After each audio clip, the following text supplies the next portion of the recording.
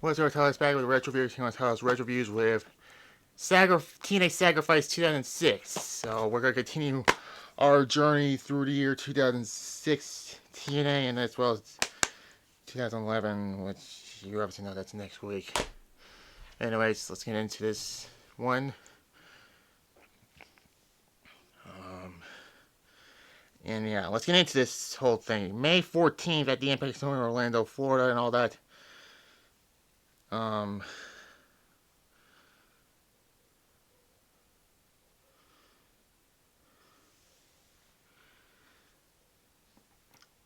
yeah, let's talk about this and all that. Yeah. Anyways,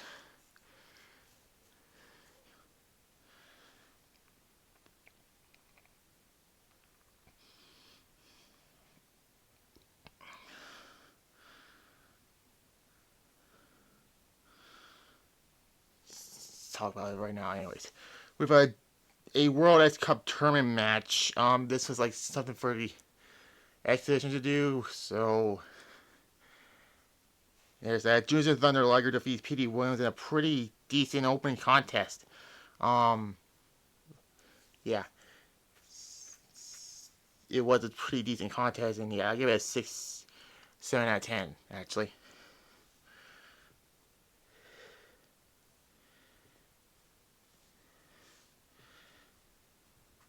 Anyways.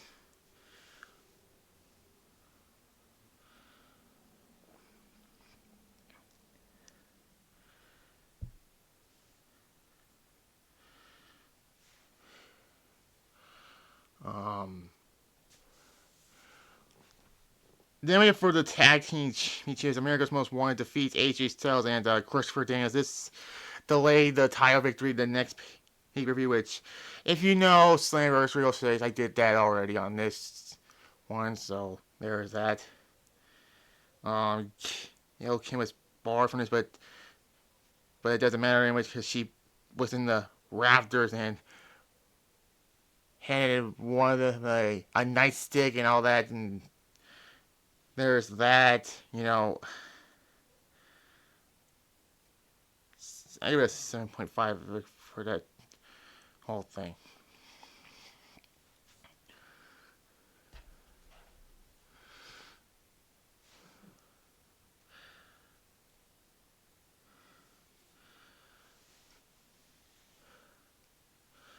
Then I get Raven defeating A1. This was just mostly just continuing the feud between Raven and Larry Zbyszko that began a year prior to this. Because, Raven attacked Zbyszko and all that, and Raven got kayfabe removed from TNA at Final Resolution and all that. And yeah.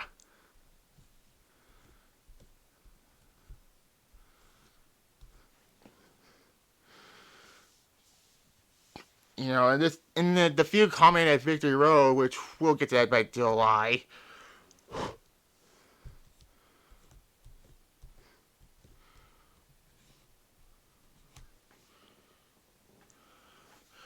Where Raven won that, and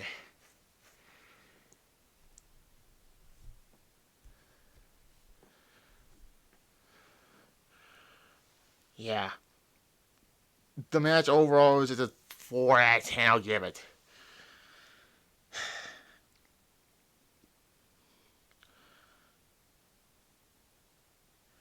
Anyway, then the James King defeats Team 3D. This was like a continuation of their 6-year feud, which is kind of weird to be honest here, because they said that the Team 3D put Kip James out of action for a year in 2000, all that, which you obviously know that was in the WWE and all that.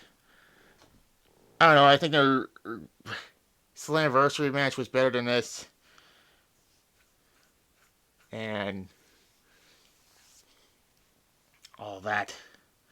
That's why, yeah, I'll give it a 6.5. I'll give it.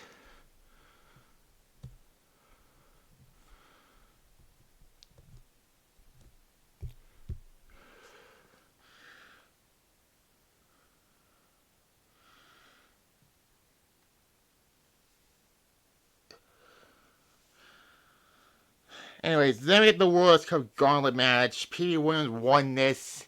The series was tied to 5-5 for Canada and America and all that, and on Impact and all that. And afterwards, Kevin Nash made his return, and this set up the feud between Kevin Nash and the X Division and all that.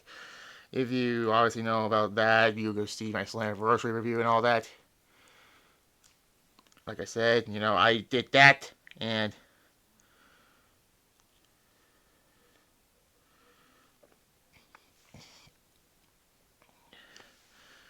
but yeah, all in all, it was actually a fun match, but that's all I have to say, really. Again, the final was on Impact where Nash attacked Chris Sabin and all that, and that 7 out of 10. I'll give it.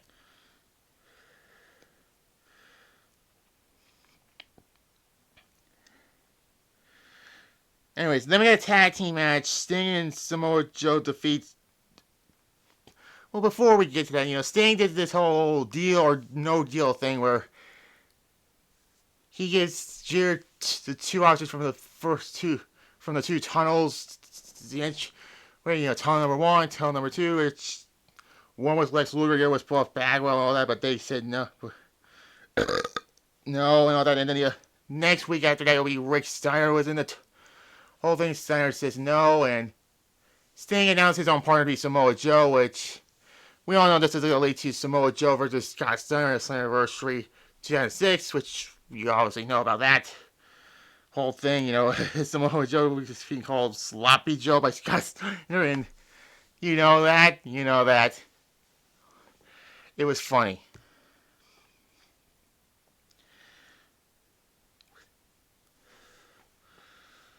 Anyways, then now we get to Sting and Samoa Joe defeating Jeff Jarrett and Scott Steiner in this tag team match. It's kind of like the one from Final Resolution, except Scott Steiner and Samoa Joe are in this, and you obviously know instead of Monty Brown and Christian and all that. All in all, it was actually a solid tag team match to continue the whole thing with Sting and Jarrett and all that. Samoa Joe pinned Jeff Jarrett in this match, which he was still in his undefeated streak and all that. And, yeah, don't call that half-breed Samoa Joe. Yeah. Anyways, Joe did shook Sting's hand, but then Scott Steiner and Jeff Jarrett attacked Sting after the match and all that, and Sting gets hit with the Slapnuts guitar from Jarrett. Yeah, I know.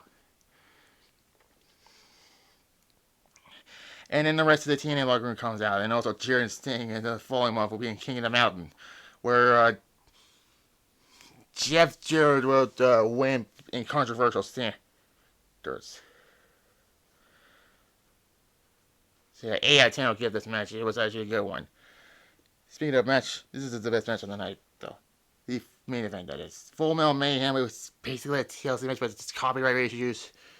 Copyright issues about that. But Tables, Ladders, Chairs, and Chains, I believe, was for the World Championship. Christian Cage defeats Abyss to retain the title.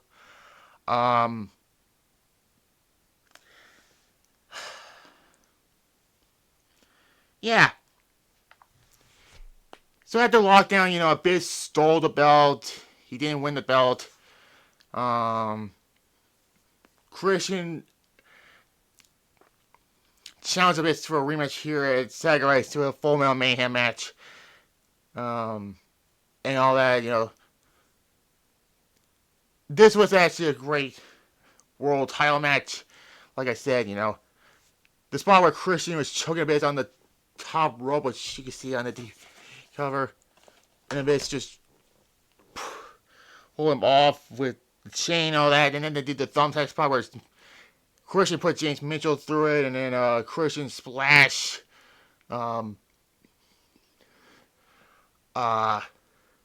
Abyss through the table, and then he grabs the belt. He retains, and yeah, 8.5 out of 10 will give the main event. Christian's title run, unfortunately, would end at Slammiversary to Jeff Jarrett due to controversial standards and all that. Yeah. Main event gets an 8.5, and this overall, this is a very good show. I give it a 7 out of 10. Or maybe it's 7. Yeah. So yeah, next week we're going back to 11 for another sacrifice.